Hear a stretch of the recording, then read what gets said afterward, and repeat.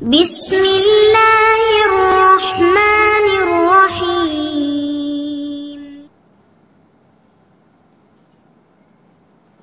அஸ்ஸலாமு அலைக்கும் வரஹ்மத்துல்லாஹி வபரகாத்துஹு. அன்பிற்குரிய சகோதர சகோதரிகளே, நீங்களும் ஆலிம்களாகலாம் என்கிற பாடத்தில் திங்கள் செவ்வாய் ஆகிய 2 நாட்கள் சஹீஹுல் புகாரியுடைய தமிழாக்கத்தை பார்த்து வருகிறோம். நேற்றைய தினம் 111வது ஹதீஸை பார்த்து முடிச்சிட்டோம். அதில் இந்த கடைசி வாக்கியத்தை மட்டும் நம்ம ஆய்வுக்கு உட்படுத்தணும் என்று சொன்னோம். அந்த கடைசி வாக்கியம் என்னென்னு கேட்டால், வலா யுகுத்தலு முஸ்லிமுன் பி காஃபிரின், எந்த ஒரு முஸ்லீமும் காஃபிருக்காக கொல்லப்படக்கூடாது அப்படின்ட்டு 111வது ஹதீஸில் கடைசியில் வருகிறது. இது 111 மாத்திரம் இல்லாமல் 3047, 6903, 6915 இதுலேயும் இருக்குது இந்த ஹதீஸ். எந்த ஹதீஸு? ஒரு காஃபியருக்காக முஸ்லீமை கொல்லக்கூடாது அப்படிங்கிறது இப்போ நம்ம பார்த்துக்கிட்டு இருக்கிற 111லையும் இருக்கிறது. உங்களுக்கு அந்த தெரிகிற கீழே உள்ள நம்பரில் தெரிகிற அந்த 3 இடங்கள்லையும் இதே ஹதீஸு, இந்த லா யுகுத்தலு முஸ்லிமுன் பி காஃபிரின் என்கிற சென்டென்ஸு இருக்கிறது.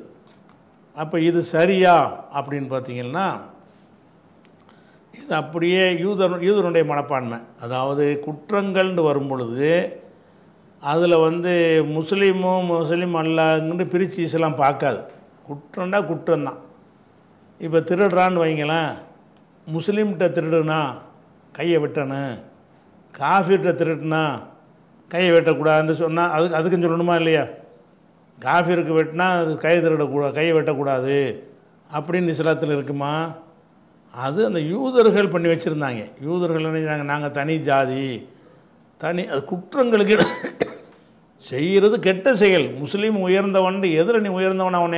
உனக்கு உரிமை கொண்டாட முடியும். கொள்கை கோட்பாடு அதில் உரிமை கொண்டாடு. நடக்கிறது இப்போ நடந்துரு கொலையில் என்ன முஸ்லீம் அல்லாதவன் கொலகார பாவியான பிறகு அவன் முஸ்லீமை கொன்றா என்ன, காஃபிரை கொன்றா என்ன? அப்போ குற்றச் செயல்கள் செய்யும் பொழுதெல்லாம் இஸ்லாத்தின் பெயரால் அவனுக்கு உயர்வு கொடுக்க பார்க்குறாங்க. இது யூத சித்தாந்தத்தில் உள்ளது. அவன் செஞ்சிருக்கிறது ஒரு கொலை. முஸ்லீமை செஞ்சாலும் ஒரு கொலை செஞ்சுருக்கிறான், ஒரு காஃபிரை செஞ்சாலும் கொலை செஞ்சுருக்கிறான். அந்த காஃபிருடைய மனைவி, மக்கள், சொந்தம், பந்தம் எல்லாரும் பாதிக்கப்படுவார்கள். அதுபோக இந்த வாசலை திறந்து விட்டியல்னா முஸ்லீம் அல்லாதவன்லாம் போட்டு தள்ளிகிட்டே இருப்பானுவோம். அப்போ நாட்டிலையும் அமைதி குலைஞ்சு போயிடும், இஸ்லாத்துக்கு மகா கெட்ட பேர் ஏற்பட்டு போயிடும். அப்படியான ஒரு விஷயத்தை என்ன செய்கிறாங்கன்னா, அது சொல்கிறாங்க இது இஸ்லாமாக இருக்க முடியாது. குற்றங்கள் விஷயம் இது வேறு. நீங்கள் மூமின் உயர்ந்தவன் தான், காஃபிரை விட முஸ்லீம் மேலானவன். எதில் மேலானவன்? கொள்கை கோட்பாடு நல்ல விஷயங்களில் மேலானவன். அயோக்கியத்தனத்தில் செஞ்சாலும் மேலானவனாக இருப்பான். முஸ்லீமாக இருந்தானே, முஸ்லீம் இல்லாமல் இருந்தானே, செஞ்சது தப்புன்னு வந்துருச்சுன்னு சொன்னால் அது முஸ்லீமுக்கு அந்த தப்பு இழைக்கப்பட்டாலும் சரி தான், காஃபிர் இழைக்கப்பட்டாலும் சரி தான், தப்பு தான். கொலை தான், கொள்ளை தான், திருட்டு தான். அப்போ இது விபச்சாரத்துக்கு அப்படி சொல்லுவீங்களா? முஸ்லீம் விபச்சாரம் பண்ணால் தான் என்ன செய்யணும், அது தண்டிக்கணும். காஃபிர் விபச்சாரம் பண்ணால் ஒன்றும் செய்ய தேவையில்லை, விட்டுருங்க அப்படின்னு சொல்லுவீங்களா? குற்றச் செயலுக்கு எப்படிங்க இது அது உயர்வு தாழ்வு கற்பிப்பீங்க? நல்ல செயல்களில் தான் உயர்வு தாழ்வு கற்பிப்போம். நீ உன் கல்லை வணங்குற, நான் அல்லா வணங்குறேன், நான் தான் மேலானவன்ட்டு சொல்கிறது அது ஓகே, நல்ல விஷயங்கள். செய்கிறது குற்ற செயல்களில் அவன் இவனை கொன்றா பரவாயில்லை, அவனை கொன்றா செய்யலான்டா, இது என்ன அர்த்தம்? இது அப்படி கிடையாது. அப்போ இது எவ்வளோ என்னென்ன அடிப்படைக்கு நான் மாற்றமாக இருக்குன்னு பாருங்கள். இது பாருங்கள், இது ஒரு வசனம். இது எங்கே இருக்குது? 5:45 இருக்குது, குர்ஆன் வசனம். ஓ கதபுனா அலைஹிம் ஃபீஹா, அந்த தௌராத்தில், ஃபீஹாண்டா தௌராத்து, முந்தினதில் தௌராத்துன்னு வருது. அதில் நம்ம அவர்களுக்கு விதியாக்கியிருந்தோம், இஸ்ரவேல் மக்களுக்கு விதியாக்கியிருந்தோம். என்ன விதியாக்கியிருந்தோம் என்றால், அன்னன் நஃப்ஸ பின் நஃப்ஸி, உயிருக்கு உயிர், முஸ்லிமான உயிருக்கு முஸ்லிமான உயிர் என்று அல்ல. வணங்குதா? நஃப்ஸுக்கு நஃப்ஸுன்னா என்னது? காஃபிர் நஃப்ஸாக இருந்தால் என்ன, முஸ்லீம் நஃப்ஸாக இருந்தால் என்ன? உயிருக்கு உயிர் என்று தான் அல்லாஹ் எழுதியிருக்கிறான், விதியாக்கியிருக்கிறான். அன்னன் நஃப்ஸ பின் நஃப்ஸி, உயிருக்கு உயிர் என்றும் ஒல் ஐன பில் ஐனி, கண்ணுக்கு கண் என்றும், ஒல் அன்ஃப பில் அன்ஃபி, மூக்குக்கு மூக்கு என்றும், ஒல் உதுன பில் உதுனி, காதுக்கு காது என்றும், ஒ சின்ன பிசின்னி, பல்லுக்கு பல்லு என்றும் விதியாக்கி இருந்தோம். ஒல் ஜுரூஹ, காயங்கள், ஜுரூஹ்னா காயங்கள், வெட்டுறது கொள்வது, இப்படி காயப்படுத்துறது, காயப்படுத்துதலும் கிசாசுன், அதுக்கும் கணக்கு தீர்க்கப்படும். கிசாசுன்னா பழிக்கு பழி வாங்குதல் உண்டு. இப்படி நம்ம எழுதியிருந்தோம். இந்த மாதிரி நெஞ்சினோம் எழுதியிருந்தோம். இதில் அந்த தௌராத்தில் அவங்க எழுதியிருந்தோம். ஃபமன்த சத்தக பிஹி, ஒருவன் அதை மன்னித்து விட்டானேயானால், ஃபஹோ கஃபாரத்தும் லஹு, அது அவனுக்கு அது பரிகாரம் ஆயிரும். இப்போ என் பல்ல ஒருத்தன் உடச்சி விட்டான், சரிங்க விட்டுருங்க உடைச்சிட்டு போகிறான், அப்படி நானே விட்டுட்டேன்னா அதுக்கு பல்ல போய் உடைக்கணுமா? உடைக்க தேவையில்லை. அதான் கஃபாரா. சம்பந்தப்பட்ட ஒரு மனிதன் மன்னித்து விட்டான்னு சொன்னால் அதுவே அதுக்கு பரிகாரம் ஆயிரும் சொல்லிட்டு, ஒமல்லம் யஹக்கும் பிமா அன்ஸலல்லா, அல்லாஹ் அருளியதை கொண்டு யார் தீர்ப்பளிக்கவில்லையோ ஃப உலாய்க ஹுமுல் லாலிமூன், அவங்க அநியாயக்காரர்கள். அப்போ இங்கே யூதர்களுக்கு உள்ள சட்டத்தை தான் அல்ல சொல்கிறான். கத்தபுனா அலைஹிம் ஃபீஹா, அலைஹிம் என்பது யூதரை குறிக்கும். கத்தபுனா அலைஹிம், யூதர்களுக்கு விதியாக்கி இருந்தோம். ஃபீஹான்னா ஃபி தௌராத்தி, தௌராத்தில் விதியாக்கி இருந்தோம். அப்போ எதில் விதியாக்கி இருந்தோம் என்பதும் தௌராத்தை குறிக்கிறது. யாருக்கு விதியாக்கி இருந்தோம் என்பதில் அலைஹிம் என்று சொல்லி யூதர்களை குறிக்கிறது. அப்படி யூதர்களை குறிக்கிறதுன்னு எழுதிட்டு அல்லாஹ் என்ன செய்கிறான்னா, அடே யூதனுக்கு உள்ள சட்டம் நினச்சிக்கிறாத, இதை உனக்கு உள்ளதான் முடிக்கிறான். இப்படி ஒமல்லம் யஹக்கும் பிமா அன்ஸலல்லா, அல்லாஹ் அருளியதை பற்றி, அல்லாஹ் அருளியதை கொண்டு யார் தீர்ப்பளிக்கவில்லையோ ஃப உலாயிக ஹுமுல் லாலிமூன், அவங்க அநியாயக்காரர்கள். 5:45 வசனத்தின் பிரகாரம் உயிருக்கு உயிர்னு இருக்குல்ல, அதன்படி தீர்ப்பளிக்காமல் முஸ்லிமான உயிர் காஃபிரான உயிர் பிரிச்சாண்டு வைங்க, அவன் அல்லாஹ் அருளியதை கொண்டு தீர்ப்பளித்தவன் ஆவானா? அப்போ ரசூல் அப்படி சொல்லியிருப்பாங்களா? முஸ்லீமுக்கு காஃபிரை கொள்ளக்கூடாதுன்னு சொல்லியிருப்பாங்களா? உலகத்தில் உள்ள எந்த தர்மனியாக இஸ்லாத்துக்கு தான் ஒருத்தன் வருவானா? இப்படி ஒரு மார்க்கத்தை சொல்லப்படுச்சா, என்னடா அது அடுத்தவன்லாம் கொல்ல சொல்கிறாங்க, அவங்கள கொன்றா ஒரு நீதியாக, நமக்கு ஒரு நீதி, அனைவருக்கும் சமநீதின்னு சொல்லக்கூடிய ஒரு மார்க்கத்தில் சமநீதிலாம் கிடையாது, எங்களுக்கு ஒரு நீதி உனக்கு ஒரு நீதி தான் அப்படிங்கிறது இஸ்லாத்தில் இருக்கும் என்று சொன்னால், அதை விட இஸ்லாத்துக்கு ஒரு பின்னடைவு எப்படி இருக்குது? வேறு என்ன இருக்க முடியும்? அதை சட்டம்னு எழுதி வச்சுருக்குறாங்க, ஹதீஸில் இருக்குதுன்னு சொல்லிவிட்டு இது மற்ற எத்தனை வசனங்களோட மோதுது அப்படின்லாம் பார்க்காம இதை நியாயப்படுத்துகிற விதமாக மதுஹபுகளில் என்ன செய்கிறாங்க, எழுதி வச்சுருக்கிறாங்க. இதுக்கு மாற்றமாச்சா? அதனால் முஸ்லீமாக இருந்தாலும் சரி காஃபிராக இருந்தாலும் சரி கொன்றா கொலை தான், அது மாற்றம் கிடையாது. அதே மாதிரி யா அய்யுஹல்லதீன ஆமனு, நம்பிக்கை கொண்டவர்களே, இன்னொரு வசனம். இந்த வசனம் 2ல் 178 179, 2ல் 178 179 கண்டினியூவான ஒரு வசனம். யா அய்யுஹல்லதீன ஆமனு, நம்பிக்கை கொண்டவர்களே, குத்திப அலைக்குமுல் கிசாசு, கணக்கு தீர்க்குதல். கிசாஸ் என்றால் சரிக்கு சரியாக கணக்கு தீர்ப்பது. அதாவது உயிருக்கு உயிர், கண்ணு கண்ணு, பல்லுக்கு பல்லுன்னு இருக்குல்ல, கணக்கு தீர்க்குதல் உங்கள் மீது விதியாக்கப்பட்டிருக்கிறது. குத்திப அலைக்கும், உங்களுக்கு கடமையாக்கப்பட்டு விட்டது. அல் கிசாசு, கிசாஸ் என்றால் பழி தீர்த்தல். பழி தீர்த்தல்னா சரிக்கு சரியாக கணக்கு தீர்த்தல் கடமையாக்கப்பட்டிருக்கிறது. ஃபில் கத்லா, கொல்லப்பட்டவர்கள் விஷயமாக, கொல்லப்பட்டவர்கள் விஷயத்தில் சரி, கிசாஸ்னா ஈக்குவல், சரிக்கு சரியாக இருப்பது. சரிக்கு சரினா கண்ணுக்கு கண்ணு தான், பல்லுக்கு பல்லு தான்றோம்ல, அந்த மாதிரி அதில் கத்லா, கொலை செய்யப்பட்டவர்கள் விஷயத்தில் கிசாசு கடமை. கொலை செய்யப்பட்டவர்கள்னு சொல்லிட்டு கிசாசுன்னு நல்லா சொல்கிறான். கிசாசுன்னு என்னது? கொலைக்கு கொலை, அதான் கிசாசு. பல்ல உடைக்கிறதுல கிசாஸ் என்ன? பல்லுக்கு பல்லு, அது கிசாஸ். கிசாஸ் என்று சொன்னால் சரிக்கு சரியாக செய்தல். அப்போ குத்திபா யா அய்யுஹல்லதீன ஆமனு, மூமின்களே, குத்திபா அலைக்குமுல் கிசாஸ், கிசாஸ் உங்களுக்கு கடமையாக்கப்பட்டிருக்கிறது. எது விஷயத்தில்? ஃபில் கத்லா, கத்லாங்கிறது கத்தீல்ங்கிறோம்ல, கத்தீல்னா கொல்லப்பட்டவன், அதனுடைய பன்மை கத்லா. ஃபில் கத்லா கொல்லப்பட்டவர்கள் விஷயமாக உங்களுக்கு கிசாசு கடமையாக்கப்பட்டு விட்டது. எந்த மாதிரி கடமையாக்கப்பட்டிருக்கிறது? அல் ஹுர்ரு பில் ஹுர்ரி. ஹுர்ரு என்றால் சராசரி மனுஷன், அடிமை இல்லாதவன், சுதந்திரமானவன். பொதுவாக அந்த காலத்தில் 2 வகையாக இருந்தார்கள் மனிதர்கள். மிக விரல் விட்டு எண்ணக்கூடிய அளவுக்கு அடிமைன்னு சிலர் இருந்தாங்க. மீதி உள்ளவங்கள்லாம் அடிமை இல்லாதவங்களாக இருந்தாங்க. அடிமைன்னு சொன்னால் ஒருத்தனுக்கு காசு கொடுத்து வாங்கி அவன்கிட்ட போய் வேலை செஞ்சு அவன்கிட்டயே சார்ந்தான் இருப்பான். ஒரு ஆடு மாடு மாதிரி நடத்தப்படுவான். அவனுக்கு பேர் அடிமை.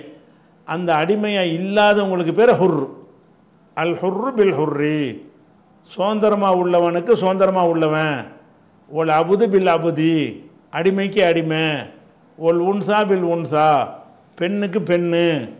அதாவது இது எதுக்கு சொல்ல, பெண்ணுக்கு பெண்ணுனா பெண்ணுக்கு பெண்ணு தான் கிடையாது. பெண்ணை ஆண் கொன்றாலும் ஆணை பெண்ணு கொன்றாலும் இருக்கிறது. ஆனாலும் பெண்ணுக்கு பெண்ணு வந்தாலும் தண்டனை இருக்குன்னு காட்டுறதுக்காக வேண்டி. அப்போ எல்லாம் என்ன செய்கிறான்னு கேட்டால், அப்போ இதில் வந்து முஸ்லீமுக்கு முஸ்லீம் நீங்கள் சொல்லலையே, இங்கே என்ன சொல்லல, முஸ்லீமுக்கு முஸ்லீம்னு சொல்லலை. கத்லாவில் கொலை செய்யப்பட்டவர்களுக்கு சரிக்கு சரியான தண்டனை கொடுக்கணும்ட்டான். அப்போ ஃபமன் உஃபியலஹு, யாருக்காவது மன்னிக்கப்படுமையானால், மின் அஹிஹி, அஹிஹின்னா அவனுடைய சகோதரன், கொல்லப்பட்டவனுக்கு சகோதரன் வார்த்தையெல்லாம் யூஸ் பண்ணுறான். கொல்லப்பட்டவனுடைய சார்பாக ஏதாவது மன்னிக்கப்படுமையானால், ஃபத்திபாவும் பில் மஅரூஃபி, அழகிய முறையில் அதை தொடர வேண்டும். அதாவுன் இலைஹி பிஹசான், அழகான முறையில் அதை நிறைவேற்ற வேண்டும். அதாவது ஒருத்தன் வந்து ஒருத்தனை கொலை பண்ணிவிட்டான். கொலை பண்ணவனை அந்த கொலை செய்யப்பட்டவனுடைய குடும்பத்தார் இருக்காங்கல்ல, கொலை செய்யப்பட்டவனுடைய குடும்பத்தார், அண்ணன் தம்பி பொண்டாட்டி பிள்ளைலாம் இருப்பாங்கள்ல, பாப்பா அம்மா, அவங்க என்ன செய்யலான்னு கேட்டால் மன்னிக்கலாம். மன்னிக்கணும்னா எல்லாரும் மன்னிக்கணும்னு கிடையாது. ஒரு ஆள் மன்னிச்சிட்டா கூட மரண தண்டனை கிடையாது. அதாவது இழப்பீடு மட்டும்தான் வாங்கிக்கிறணும். அதாவது ஒருத்தனுக்கு 10 பிள்ளைகள், 9 பிள்ளை மன்னிக்க மாட்டேங்கிறான், ஒரு பிள்ளை மன்னிச்சிட்டேங்கிறான். ஒரு பிள்ளை மன்னிச்சிட்டாருன்னு என்ன செஞ்சிடறேன், அந்த மரண தண்டனை இல்லாமல் போயிடும். அதுக்கு தான் செய்வுங்கிறான்லாம். எப்படி? ஃபமன் உஃபியலஹு, யாருக்கு மன்னிக்கப்பட்டு விட்டதோ, மின் அஹிஹி. எதுக்குன்னு அந்த அஹுங்கிற வார்த்தை எதுக்கு போடுறான்னு கேட்டால், இவன் வந்து அவனை போய் கொண்டிருக்கிறான், இவன் அவனுக்கு சகோதரன் ஆக மாட்டான். இருந்தாலும் அந்த மன்னிக்கிற தன்மை வரட்டுமேங்கிறதுக்கு அல்ல என்ன செய்கிறான்னா, உன் சகோதரன் இருக்கான்ல, அந்த சகோதரன் மீது மன்னிக்கப்பட்டால், உன் சிறிதளவு, சிறிதளவு எல்லாம் மன்னிக்கணும் அவசியம் கிடையாது. அப்போ சிறிதளவு மன்னிக்கிறது அனைத்து வாரிசுகளில் கொஞ்சம் பேர் மன்னிப்பது. எல்லா வாரிசும் மன்னிக்காட்டாலும் கொஞ்சம் பேர் மன்னிச்சிட்டான்னு சொன்னால் அது வந்து ஃபத்திபாவும் பில் மஅரூஃப், அழகிய முறையில் அதை அவனை பின்தொடர வேண்டும். அதாவுன் இலைஹி, அவனிடத்தில் நிறைவேற்ற வேண்டும், அந்த தியத்தை இழப்பீட்டை நிறைவேற்ற வேண்டும். பி எஹ்சானின், அழகான முறையில் நிறைவேற்றிருங்க. தாலிக்க தஹ்வீஃபும் ரப்பிக்கும், இது உங்கள் இறைவன் உங்களுக்கு லேசாக்கி தந்த ஒரு சட்டமாகும். ஓ ரஹமத்துன், ஒரு அருளுமாக இருக்கும். இப்போ மணியத்ததா பாத தாலிக்க, இழப்பு அதை மன்னிச்சு விட்டு அப்புறமே மன்னிச்சிட்டேன்னு சொல்லிவிட்டு காசு வாங்கிவிட்டு அப்புறமே திருப்பி பதிலடி கொடுத்தாண்டு வைங்க, அது வரம்பு மீறல். இப்போ மணியத்ததா பாத தாலிக்க, இதற்கு பிறகு யாராவது வரம்பு மீறினார்களே ஆனால் பலகு அதாபுன் அலீம், அவனுக்கு துன்புறுத்துகிற வேதனை இருக்குன்னு. இது முடிஞ்சிருச்சா? அடுத்து முக்கியம், இதான் முக்கியமானது. 79 என்ன வருதுன்னா, வழக்கும் உங்களுக்கு ஃபில் கிசாசி, இந்த சரிக்கு சரியாக தண்டனை கொடுக்குற கண்ணு பல்லுக்கு பல்லு, இந்த சட்டத்தில் ஹயாத்துன், வாழ்வு இருக்கிறது, உசுருக்கு உத்தரவாதம் இருக்குங்கிறான். இந்த தண்டனை கொடுத்தால்தான் நீங்கள் வந்து ஒருத்தனை கொல்றமேன்னு நினைக்கிறீங்க, கொல்லலை, உயிருக்கு உத்தரவாதம். அவனை கொல்றோன்னு சட்டம் இருந்துச்சுன்னா நம்மளை கொல்ல மாட்டான். அதை என்னை ஒருத்தர் கொன்றான்னா அவன் கொல்லப்படுவான் என்று அவனை அறிந்து வைத்திருந்தானே, ஆனால் அவன் என்னை வந்து கொல்லுவானா? அப்போ கொல்ல மாட்டான். அப்போ இந்த கிசாசுனால் என்ன ஆகுதுன்னு கேட்டால், உயிருக்கு உத்தரவாதம், உயிர் அளிக்கிற மாதிரி உனக்கு தெரியும் அந்த சட்டத்தை பார்த்தா. அப்படி ஒரு சட்டம் நடைமுறைக்கு வந்துருச்சுன்னு சொன்னால் எவன் அடுத்தவனோட உயிர் எடுக்க மாட்டான். அப்போ உயிருக்கு உத்தரவாதம் இருக்கிறது. வழக்கும் ஃபில் கிசாசி ஹயாத்துன், கிசாஸ் சட்டத்தில் வந்து ஹயாத் இருக்கிறது, வாழ்வுக்கு உத்தரவாதம் இருக்கிறது. யா உளில் அல்பாப், அறிவுடைய மக்களே உத்தரவாதம் இருக்கிறது. லல்லக்கும் தத்தக்கும், நீங்கள் இறைவனை அஞ்சிக் கொள்வதற்காக வேண்டி இந்த சட்டம் உங்களுக்கு தரப்பட்டிருக்குன்னு நல்லா சொல்லிட்டானா. இப்போ இந்த கிசாஸை தந்தது எதுக்கு?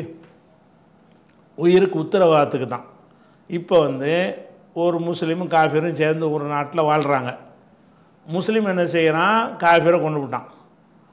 நீங்கள் அந்த ஹதீஸு, அந்த பொய்யான ஹதீஸ் இருக்குல்ல, அது இட்டுக்கட்டப்பட்டது தான் நம்முடைய கருத்து பிரகாரம், குர்ஆனுக்கு மாற்றமாக இருக்கிறதுனால. அந்த இட்டுக்கட்டப்பட்ட அந்த சட்டத்தின் பிரகாரம் இந்த ஒரு காஃபிரை வந்து முஸ்லீம் கொன்றான்னு வைங்க, கொன்றான்னு சொன்னால் இவனை தண்டிக்க மாட்டோம். தண்டிக்க மாட்டோன்னு விட்டுட்டீங்கன்னா இவன் உயிருக்கு உத்தரவாதம் இருக்குமா? அந்த காஃபிருக்கு சொந்தக்காரன் வந்து இவனை போட்டு தள்ளிடுவானே. இந்த சட்டத்தை தந்ததை எதுக்குன்னு கேட்டால் உயிருக்கு உத்தரவாதத்துக்கு தான் தரப்பட்டிருக்குது. நீங்கள் வந்து இவன் காஃபிரை கொன்றதுக்காக வேண்டி இவனை தண்டிக்காமல் விட்டீங்கன்னு சொன்னால் இவனுக்கு உயிருக்கு உத்தரவாதம் கிடையாது. ஏன் கிடையாது? அந்த காஃபிருக்கு அண்ணன் தம்பிலாம் இருப்பான்ல, அந்த காஃபிருக்கும் பிள்ளை குட்டியெல்லாம் இருப்பாங்கள்ல, அந்த காஃபிருக்கு மாமா மச்சான்லாம் வாப்பாவெலாம் இருப்பாங்கள்ல. அவன் என்ன செய்வான், எங்கால கொண்டுட்டு இவனை வந்து தண்டிக்காமல் விட்றீங்களா, நாங்கள் தண்டிக்கிறோம் அப்படின்னு போய் அவனை போய் கொள்ளுவான். அப்போ உயிருக்கு உத்தரவாதம் இல்லை. அப்போ அல்ல அந்த சட்டம் தந்த நோக்கமே என்ன? இந்த ஒரு உசுருக்கு உசுருண்டு இருந்தால் தான் சட்டம் ஒழுங்கு கரெக்டாக இருக்கும். உசுருக்கு உசுருண்டு இருந்தால் தான் எவனையும் கொல்ல மாட்டான். நீங்கள் பாதி பேருக்கு அதை அமல்படுத்தி பாதி பேருக்கு அமல்படுத்தாமல் விட்டீங்கன்னு சொன்னால் அல்லாஹ்வுடைய இந்த சட்டம் கேலி கூத்தாக்கப்படுது. அந்த ஹதீஸ் கேலி கூத்தாக்குது. எந்த ஹதீஸு? ஒலா யுக்குத்தல் முஸ்லிமுன் பி காஃபிரின், ஒரு காஃபிற்காக முஸ்லீமை கொள்ள முடியாது அப்படிங்கிற ஒரு சட்டம் வந்து இந்த வசனத்தோடையும் இஸ்லாமிய சித்தாந்தத்தோடையும் என்ன செய்கிறது, மோதுகிறது என்பதை பார்க்குறோம். அதே மாதிரி இன்னொரு விஷயத்தை பாருங்கள். அதாவது ஒரு ஒரு ஒரு ஒரு குர்ஆனில் ஒரு வசனம் இருக்குது. இது என்னன்னு கேட்டால் 4:93 இருக்குது. இதில் சட்டம் இல்லை, இதையும் அதுக்கு பிந்தி வரக்கூடிய இணைத்து ஒரு சட்டம் இருக்குது. அப்போ தான் இது விளங்கும் உங்களுக்கு. இதில் என்ன சொல்லப்படுதுன்னு கேட்டால், ஒமைய குத்துல் மூமினன் முத்தாமிதன், ஒரு மூமினை வேண்டுமென்று யாராவது கொலை செஞ்சானையானால் இப்போ ஜஸாஉஹு ஜஹன்னம், அவனுடைய தண்டனை வந்து ஜஹன்னம், நரகம்தான். ஹாலிதன் ஃபீஹா, அதில் நிரந்தரமாக இருக்கும் நிலையில் ஜஹன்னத்தில் இருப்பான். வ கலிபல்லாஹு அலைஹி, அல்லாஹ் அவனை கோபிக்கிறான். வ லானஹு, அவனை சபிக்கிறான். வ ஆத்தலஹு அதாபன் அலீமா, அவனுக்கு கடுமையான தண்டனையும் அல்லாஹ் என்ன செய்கிறான், சித்தப்படுத்தி வச்சுருக்கிறான் அப்படின்ட்டு 4:93 வருது. இதை வச்சுக்கிட்டு மூமினை கொன்றதுக்கு தானே இப்படி வருது அப்படிங்கிற மாதிரி ஒரு சில பேர் வாதம் பண்ணலாம் இந்த வசனத்தை வச்சு. ஆனால் இங்கே மூமினை கொள்பவனுக்கு வந்து மறுமை சம்பந்தப்பட்ட விஷயங்கள் தான் இங்கே சொல்லப்பட்டிருக்கு. அதாவது மூமினை கொலை பண்ணான்னு சொன்னால் அவனுக்கு என்னது, நரகம்தான். காஃபிரை கொலை பண்ணான்னா துன்யாவில் கணக்கு தீர்த்துடணும். ஆகிரத்து விஷயத்தில் அவனுக்கு வந்து இந்த தண்டனை எல்லாம் கொடுக்க மாட்டான். அது வேறு கொள்கை சார்ந்து மறுமையில் எந்த முடிவுனாலும் எடுக்கலாம். மறுமையில் காஃபிர் எவ்வளோ நன்மை செஞ்சாலும் அவனுக்கு கூலி இல்லாமல் போகுதில்ல. துன்யாவில் உள்ள சட்டத்தை பற்றி இது பேசலை. இருந்தால் இதை வச்சுக்கிட்டு என்ன செய்வாங்கன்னா மூமினை கொன்றான்னு தான் இங்கே வருதுன்னு கேட்பாங்க. உமையக்துல் மூமினன், மூமினை யார் கொள்வானேயானால், முத்தாமிதன் வேண்டுமென்று கொள்வானேயானால் இப்போ ஜஸாஹு ஜஹன்னம், அவனுக்கு நரகந்தான் கூலிங்கிறது துன்யாவில் கொடுக்குற தண்டனையாது. அது மறுமையை சொல்லக்கூடிய ஒரு விஷயம்னு வச்சுக்கிறங்க. இதை வச்சுக்கிட்டு சில பேர் தப்பாக கூட வாதம் பண்ணலாம். இது வந்து கிசாஸை பற்றி பேசுகிற ஒரு விஷயம் கிடையாது. அதே நேரத்தில் வந்து இதில் புகாரியில் ஒரு ஹதீஸ் இருக்குது 3166. அதில் என்ன வருதுன்னு கேட்டால் ரசூலுல்லாஹ் சொல்கிறாங்க, மன் கத்தல ஆஹதன், யார் ஒருத்தன் வந்து ஒரு ஒப்பந்தத்திற்கு உட்பட்டவனை கொள்கிறானோ, ஒப்பந்தத்துக்கு உட்பட்டவன் தான். அதாவது இப்போ இஸ்லாமிய ஆட்சியில் வந்து நம்மள்கிட்ட ஒருத்தன் சண்டைக்கு வர்றான்னு வைங்க, போருக்கு வந்துட்டான்னு வைங்க. போருக்கு வந்தால் என்ன செய்வோம், நம்ம ஜெயிச்சிருவோம். ஜெயித்த பிறகு என்ன செய்வோன்னு கேட்டால் அவனை வந்து தோல்வியை ஒத்துக்க அப்படின்னு சொல்லிட்டு அவன்கிட்ட ஒரு ஜிஸியாங்கிற ஒரு இழப்பீடை வாங்கிக்கிட்டு நீ இங்கே தங்கிக்க அப்படின்ட்டுருவோம். அவனுக்கு எல்லா விதமான உரிமையும் கொடுத்துருவோம். அவன் தோற்று போனவன் தானே. தோற்று போனவன்ட்டு என்ன செய்வாங்கன்னா ஜிஸியாங்கிற ஒரு வரியை வாங்குவாங்க. வாங்கின பிறகு என்ன ஆகுன்னு கேட்டால் அவனுக்கு நமக்கு ஒரு அக்ரிமெண்ட் ஆகுது. இப்போ என்ன அக்ரிமெண்ட்டு, நீ ஜிஸியாங்கிற வரியை ஒழுங்காக கொடுத்துருன்னு, உனக்கு வந்து முஸ்லீமுக்குள்ள எல்லா உரிமையும் உனக்கு உண்டு அப்படிங்கிறதுக்கு பிறகு தான் ஒரு ஒப்பந்தங்கிறது. அப்படி ஒப்பந்தக்காரனை ஒருத்தனை வந்து யாராவது ஒரு ஒப்பந்தம் செய்யப்பட்டவன் காஃபிராக தான் இருப்பான். மன் கத்தல முஆஹதன், யார் வந்து ஒப்பந்தம் செய்யப்பட்டவனை போய் கொள்கிறானோ, லம் எர்ஹி ராயிகத்தில் ஜன்னா, அவன் சொர்க்கத்தின் வாடையை கூட நுகர முடியாது. சொர்க்கத்தின் வாடைன்னா என்னென்னு விளங்கிட்டு இருக்கிறீங்க? இன்ன ரீஹா, சொர்க்கத்தினுடைய வாடை என்பது தூஜது மின் மசீரத்தி அர்பைன் ஆமன். மசீரத்துனா தொலைவு, அர்பைன்னா 40, ஆமு என்றால் வருஷம், தூஜது என்றால் கிடைக்கும், பெற்றுக்கொள்ளப்படும். இன்ன ரீஹா, சொர்க்கத்தினுடைய அந்த வாடை என்பது தூஜது, அது அடையும், மின் மசீரத்தி அர்பைன் ஆமன், 40 வருஷ தொலைவில் இருந்தாலும். அதாவது சொர்க்கத்திலேருந்து அந்த நறுமணம் வருதுன்னு வைங்க, அந்த நறுமணம் சொர்க்கத்தில் பக்கத்தில் உள்ளவங்களுக்கு மட்டும் கிடைக்காது. 40 வருஷம் பிரயாணம் பண்ணுறது எவ்வளோ தூரம்னு பார்த்துக்கிறங்க. 40 வருஷம் ஒரு ஒட்டகத்தில் ஏறி ஒருத்தன் போனான்னு சொன்னால் எத்தனை கிலோமீட்டர் போவான். அவ்வளவு தொலைவில் இருந்தால் கூட இந்த சொர்க்கத்து வாசம் வந்துடுமா. சொர்க்கத்தின் வாடை எப்படிப்பட்ட வாடைன்னு கேட்டால், வாடையுடைய அந்த சில பேர் சென்ட்லாம் போடுவாங்கள்ல, இங்கே அடிப்பான் 10 வீட்டுக்கு எப்பால் அந்த வாசம் போய் சேரும். அந்த மாதிரி இந்த சொர்க்கத்துக்கு ரசூலுல்லாஹ் என்ன சொல்கிறாங்கன்னு கேட்டால், இன்ன ரீஹா, சொர்க்கத்தினுடைய வாடை தூஜது கிடைக்கும், மின் மசீரத்தி அர்பைன் ஆமன், 40 ஆண்டு தொலைவில் இருந்து. 40 ஆண்டு ஒட்டகத்தில் பயணம் செய்வதற்கு எவ்வளவு தொலைவு போவீர்களோ அங்கே நீ நின்றால் கூட உனக்கு என்ன செஞ்சிடறேன், சொர்க்கத்தினுடைய வாடை கிடைக்கும்.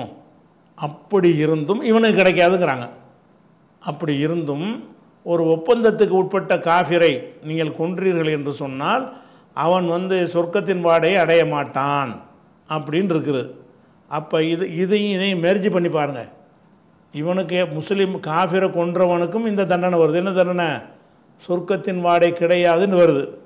அப்போ இங்கே தானே வருது, மூமினை கொன்றவனுக்கு அதானே வருது. மூமினை கொன்றவனுக்கு நரகம்னு சொல்லி வருதுல 493. அதே மாதிரி காஃபிரை கொன்றவனுக்கு நரகம்னு இந்த ஹதீஸ் வருது. அப்போ இந்த மூமினை கொன்றால் எப்படி நரகம் என்று ஹதீஸ் இருக்கிறதோ, அதே மாதிரி இந்த ஒப்பந்தத்தில் இருக்கக்கூடியவன் அடைக்கலம் பெற்றிருப்பான்ல, சண்டை வந்த பிறகு தான் நம்ம இஸ்லாமிய நாட்டில் எல்லாம் முஸ்லீமாக இருப்பாங்க. நம்ம ஒரு நாட்டோட சண்டை பிடிச்சி அதை ஜெயிச்சிட்டோம் என்று சொன்னால் நம்ம கண்ட்ரோல் அது வந்துடும். வந்தவன் அவன் யாராயிடுறான்னு கேட்டால் அவன் காஃபிர் தான். ஆனால் முஆஹது, நம்மளோட அக்ரிமெண்ட்டின் மூலமாக நம்மள்கிட்ட இணைந்து கொண்டவன் அப்படி இருக்குமே. ஆனால் அவனை போய் ஒருத்தன் கொண்டு விட்டானே ஆனால் அப்போ சொர்க்கத்தின் வாடை அவன் அடைய மாட்டான். சொர்க்கத்தின் வாடை அடைய மாட்டான், சொர்க்கத்துக்கு போக மாட்டான்னு சொல்லலை. சொர்க்கத்துடைய வாடையே கிடையாது. வாடண்டா என்னது? 40 வருஷம் தொலைவில் இருந்தாலும் கிடைக்கும்.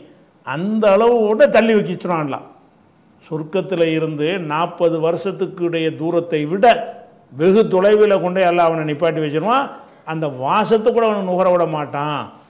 அப்படின்னு சொன்னால் இந்த காஃபிரை கொல்லக்கூடாதுன்னு அர்த்தம் வருமா?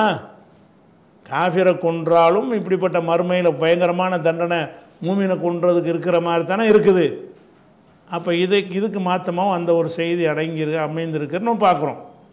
அதே மாதிரி இது அகமதில் வரக்கூடிய சரியான ஹதீஸ் தான். அது அகமதில் வரக்கூடிய ஒரு ஹதீஸ் என்ன சொல்லுதுன்னு கேட்டால், மண் கத்தல கத்தீலன் மின் அகலி திம்மா, அதாவது திம்மத்துன்னு சொன்னால் அந்த அக்ரிமெண்ட்டில் இருக்கிறவன். ஒரு போரில் நம்ம ஜெயித்த பிறகு அவன் என்ன செய்கிறான், உங்களுக்கு நான் கட்டுப்பட்டு நடக்கிறாங்க, என்னை உங்கள் நாட்டில் சேர்த்துக்கிறங்க அப்படின்னு கேட்குறான். நம்மளும் ஏற்றுக்கிட்டோம். அவனுக்கு என்ன செய்கிறோன்னு கேட்டால், அவனுக்கு ஒரு சின்ன வரியை மட்டும் வாங்கி கொண்டு அவனுக்கு அடைக்கலம் பாதுகாப்புனா நம்ம கொடுக்குறோம். இவனை திம்மின்னு சொல்லுவாங்க. ஆகதுன்னு சொன்னாலும் திம்மின்னாலும் ஒன்று தான். ஒப்பந்தம் செய்து கொள்ளவன் என்று சொன்னாலும் திம்மத்துனா பொறுப்பு. திம்மின்னா என்னது? பொறுப்பு பெற்றவன், நம்மிடமிருந்து பொறுப்பு பெற்றிருக்கிறான், ஒரு அடைக்கலம் பெற்றவன். அப்போ நம்மிடமிருந்து அடைக்கலம் பெற்ற ஒருத்தன் கொள்வானேயானால் இவன் முஸ்லீமாக இருக்க மாட்டான், காஃபிராக தான் இருப்பான். சரியா?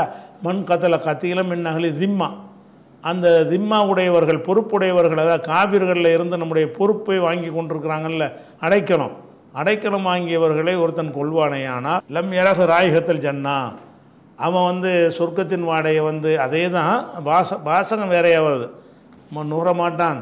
இன்ன ரீஹால யூஜது மின் மசீரத்தி அர்பைன் ஆமன், அதனுடைய வாடை 40 வருஷ தொலைவிலிருந்து வரும் அப்படின்ட்டு வருகிறது. அப்போ இதில் என்ன வருதுன்னு கேட்டால், இதுக்கு மாற்றமாக அது இருக்கா இல்லையா? முஸ்லீமுக்கு காஃபிரை கொல்லக்கூடாதுங்கிறீங்க. காஃபிரை கொள்வதும் பயங்கரமான குற்றமாக சொல்லப்படுது மார்க்கத்தில். ஒரு மூமினை கொள்வதற்கு எப்படி அவன் சொர்க்கத்துக்கு போக முடியாது என்று சொல்லப்படுகிறதோ, ஒரு காஃபிரை கொன்றால் கூட அவன் என்ன செய்ய மாட்டான், சொர்க்கத்துடைய வாடையை கூட நுகர முடியாது, அவ்வளோ தொலைவில் தள்ளிடுவான்லான்னு சொல்லி வருதுன்னு சொன்னால், அப்போ காஃபிரை கொன்றவனுக்கும் அதே மாதிரியான ஒரு நியாயத்தை நல்லா வழங்குறான், அதை உயிராக தான் நல்லா பார்க்குறான் அப்படிங்கிறது இதிலேருந்து வழங்குகிறது. அதே மாதிரி இன்னொரு எவ்வளோ விஷயத்துக்கு அது மாற்றமாக இருக்குன்னு பாருங்கள். முஸ்லீமு காஃபிர் கொள்ளக்கூடாதுன்னு சொல்லுவது எத்தனை சட்டத்தை மீறுகிறது, எத்தனை குரான் வசனத்தோடு மோதுது. 6வது சூறாவில் 151வது வசனத்தை எடுத்துக்கிட்டிங்கன்னா அல்லாஹ் குல்தா ஆலோ அத்துல்மா ஹர்ரம ரப்புக்கும், அல்லாஹ் உங்களுக்கு எதை ஹராமாக்கினானோ அதை நான் சொல்லி காட்டட்டுமா அப்படின்னு சொல்லிட்டு ஒவ்வொரு விஷயமா எல்லாம் நிறைய சொல்கிறான். அந்த வசனத்தை சொல்லும் பொழுது நமக்கு தேவை இது மட்டும்தான். ஒலா தக்துலுன் நஃப்ஸ, உயிரை கொல்லாதீர்கள். ஒலா தக்துலுன் நஃப்ஸல் மூமினாண்டு வரல, ஒலா தக்துலுன் நஃப்ஸ, உயிரை கொல்லக்கூடாது. எந்த அல்லத்தி ஹர்ரமல்லாஹு இல்லா பில் ஹக், அல்லாஹ் ஹராமாக்கினான உயிரை கொள்றதை ஹராமாக்கியிருக்கிறான். அல்லாஹ் ஹராமாக்கி இருக்கிற அந்த கொலையை நீ செஞ்சிடாத, இல்லா பில் ஹக்கி, நியாயமான காரணத்திற்கு. நியாயமான காரணம்னு சொன்னால் கொலைக்கு கொலை, அது மாதிரியான மரண தண்டனைன்னு கொடுப்பாங்கள்ல, அந்த மாதிரி காரணம் இருந்தாலே தவிர எந்த நஃப்ஸையும் கொள்ளாதீங்கன்னு வருது. உலா தக்துலு நஃப்ஸல் மூமினாண்டு வரல. எப்படி வருது? நஃப்ஸை கொள்ளாத, உயிரையும் கொள்ளாதீங்க என்று அல்லாஹ் என்ன செய்யணும், ஹராமானதை நான் உங்களுக்கு பட்டியல் போடட்டுமா அப்படின்னு சொல்லிவிட்டு, நீங்கள் விசாரம் பண்ணாதீங்க, குழந்தைகளை கொள்ளாதீங்க, ஷிர்க் வைக்காதீங்க, பெற்றோருக்கு நல்லபடியாக நடந்துக்கிறங்க, இதுதான் அல்லாஹ் உங்களுக்கு ஹராமாக்கியிருக்கிறான், அதில் கொலையும் உங்களுக்கு ஹராமாக்கியிருக்கிறான் அப்படின்னு அல்லாஹ் ஹராமாக்கின பட்டியலை சொல்லும் பொழுது தான் அதில் ஒலா தக்துலுன் நஃப்ஸன்னு நல்லா சொல்கிறான். எந்த நஃப்ஸையும் கொள்ளாதேங்கிறான். எப்படி பார்க்கல, முஸ்லீமும் காஃபிர்னு பிரிக்கலை, சொல்லிவிட்டு தாலிக்கும் வசாக்கும் பிஹி, இதை உங்களுக்கு அல்லாஹ் வசியத்தை செய்கிறான், வலியுறுத்தி சொல்கிறான். இதில் உள்ள அனைத்தில் இதுவும் வருது, ஒலா தக்துலுன் நஃப்ஸுங்கிறது வருது. அப்படிங்கிறதையும் பார்க்கணும். 681ஆச்சா. அதே ஒரு விஷயம் 17:33 இருக்குது. எப்படி இருக்குது? ஒலா தக்துலுன் நஃப்ஸ, எந்த உயிரையும் கொள்ளாதீங்க, அப்படிங்கிற உயிரை கொள்ளக்கூடாது என்பது இருக்குது. அதே மாதிரி இன்னொன்று அதில் சேர்ந்து இருக்குது. எப்படி இருக்குது? ஒலா தக்துலுன் நஃப்ஸ, எந்த நஃப்ஸை நீங்கள் கொள்ளாதீங்க, அல்லத்தி ஹரமது அல்லாஹ் ஹராமாக்கி இருக்கிறான கொள்வதை, அந்த உயிரை கொள்ளாதீங்க, இல்லா பில் ஹக்கி, நியாயமான காரணம் இருந்தாலே தவிர, சத்தியத்தை கொண்டே தவிரன்னா உண்மையான காரணத்தை கொண்டே தவிர நீங்கள் கொள்ளாதீங்க. வமன் குத்தில மதுலூமன், அநியாயமாக ஒருவன் கொல்லப்பட்டானேயானால், அநியாயமாக கொல்லப்படுறான் அதான் கணக்கு, முஸ்லீமாக காஃபிராங்கிற கணக்கெல்லாம் கிடையாது. அநியாயமாக ஒருவன் கொல்லப்பட்டானேயானால் ஃபக்கத் ஜஅல்னா லி வலிஹி சுல்தானன், அவனுடைய பொறுப்பாளருக்கு நம்ம அதிகாரத்தை கொடுத்துருக்குறோம், அவன் என்ன செய்யலாம், அது கணக்கு தீர்க்கலாம். ஃபலா யுஸ்ரிஃபில் கத்லி, கொலை செய்யறதில் வரம்பு மீறிட வேண்டாம். இன்னஹுக்கான மன்சூரா, அவன் உதவி செய்யப்பட்டவனாக இருப்பான். யார்? கொல்லப்பட்டவன். யாராவது கொல்லப்பட்டுட்டான்னு சொன்னால் அவனுடைய ஒருத்தனை மகனை கொண்டாச்சுன்னா வாப்பா என்ன செய்வான், கணக்கு தீர்ப்பான். அவன் என்ன செய்வான், அவனுடைய வழிக்கு அந்த சுல்தானை கொடுத்துருக்குறோம், அதிகாரத்தை பவரை கொடுத்துருக்குறோம். அவன் நினச்சா மன்னிக்கலாம், நினச்சா என்ன செய்யலாம், தண்டிக்கலான்ட்டு. அப்படி யார் அநியாயமாக கொல்லப்பட்டார்கள்னு அங்கே வருதே தவிர கொன்றவன் முஸ்லீமா காஃபிரான்னு வரல. கொல்லப்பட்டது அநீதியாக அநீதி இல்லையா, அதான் மேட்ரு. காஃபிரை போய் ஒன்றும் இல்லாமல் நீ கொன்றின்னு சொன்னால் தற்காப்பு கொன்றாது தான், முஸ்லீமை கொன்றாலும் குற்றம் வராத. காஃபிரை கொள்றதுங்கிறதுக்கு நீங்கள் பொதுவாக அதில் சொல்லப்பட்டிருக்கு. காஃபிரை முஸ்லீம் கொன்றா அவனை தண்டிக்கக்கூடாதுங்கிறீங்க. காஃபிர் என்னையை கொல்ல வந்தான், நான் அவனை கொண்டுட்டான், அது பிரச்சனையே இல்லை. ஒரு முஸ்லீம் என்னை கொல்ல வந்தால் நான் கொண்டு போட்டேன், அப்பவும் பிரச்சனை இல்லை. தற்காப்புக்காக நம்ம ஒருத்தனை கொள்வது என்பது பில் ஹக்கோட உள்ள ஒரு தக்க காரணத்தோடு உள்ளது ஆயிரும். அப்படின்னு பார்க்கும் பொழுது இதுக்கு மாற்றமாக இருக்கா இல்லையா? இது 17:33 இருக்குது. அதே மாதிரி 25:68 என்ன இருக்குன்னு கேட்டால் ஓலா எக்துலூனா, இதே விஷயந்தான், கொள்ளாதீங்க அப்படின்னு அதுலேயும் இருக்கிறது. அதே மாதிரி இது முக்கியமான ஒரு அடிப்படையான ஒரு விஷயம் என்னென்னு கேட்டால் 5:32 எல்லாம் என்ன சொல்கிறான்னு கேட்டால் மின் அஜ்லி தாலிக்க, இதன் காரணமாகத்தான், இதன் காரணமாக அந்த ஆதமுடைய ரெண்டு மக்கள் இருந்தாங்கல்ல, இதனுடைய தொடர்ச்சி நம்ம என்ன செய்வோம், இந்த இது நம்ம முடியலை, இதனுடைய தொடர்ச்சி இன்ஷா அல்லாஹ் நம்ம அடுத்த வாரத்துக்கு பார்த்துக்குறோம். இது தொடர்ச்சி கொஞ்சம் இருக்கிறது. ஆனால் இந்த ஹதீஸ் சரியில்லை. இந்த ஹதீஸு முஸ்லீமுக்கு காஃபிரை கொள்ளக்கூடாதுங்கிறத நீங்கள் பகிரங்கமாக சொல்ல முடியாத இஸ்லாத்தினுடைய எந்த ஒரு கோட்பாட்டையும் பகிரங்கமாக பிரச்சாரம் பண்ணுற அளவில் உள்ளதாக இருக்கும். இதை போய் நீங்கள் சொல்ல முடியாது. சொன்னீங்கன்னா என்ன இப்படி ஒரு கொடூரமான மார்க்கமானு நினைப்பார்கள். அப்படிப்பட்ட ஒரு விஷயமாக அலி அவர்கள் பெயரில் அது வந்திருக்கிறது. அலி மறந்துட்டு தப்பாக எழுதி வச்சிருக்கிறாரா அல்லது ரசூல்லா தான் சொன்னாங்களா, சொன்னதாக வேறு யாராக இட்டு கட்டிட்டாங்களான்னு தெரியல. ஆனால் கண்டிப்பாக இது அல்லாஹ்வுடைய ரசூலுடைய சொல்லாக இருக்க முடியாது. இது பற்றிய கூடுதல் விவரங்களை நம்ம என்ன செய்வோம் அடுத்த வாரத்துக்கு பார்ப்போம்.